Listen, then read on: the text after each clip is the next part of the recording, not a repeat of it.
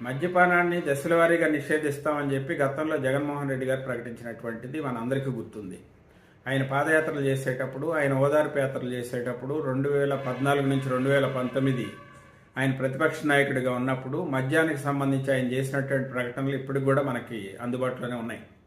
ఆయన చేసిన ప్రకటనల సారాంశం ఏంటంటే, ఏ పరిస్థితుల్లో కూడా సామాన్యుడికి, పేదవాడికి మద్యం అందుబాటులో ఉండదు, మద్యం అందుబాటులో లేకుండా చేస్తాం, మద్యం ద్వారా వచ్చేటువంటి ఆదాయంతో పేదవాళ్ల రక్తం పీల్చి దాని ద్వారా సంక్షేమ పథకాలు అమలు చేయటం అనేది చాలా దుర్మార్గం, బుద్ధునాడు ఎవడైనా మద్యాన్ని కొనసాగిస్తాడా అని చెప్పి చంద్రబాబు పైన ఆ రోజు జగన్మోహన్ రెడ్డి నిప్పులు జరిగినటువంటి వైనం.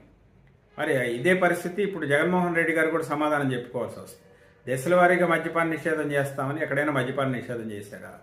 గతంలో కంటే మద్యం ధరలు విపరీతంగా పెంచారు, పేదల రక్తాన్ని పీల్చుకోవట్లేదా? మద్యం అమ్మకాలు ఏమైనా తగ్గినాయా?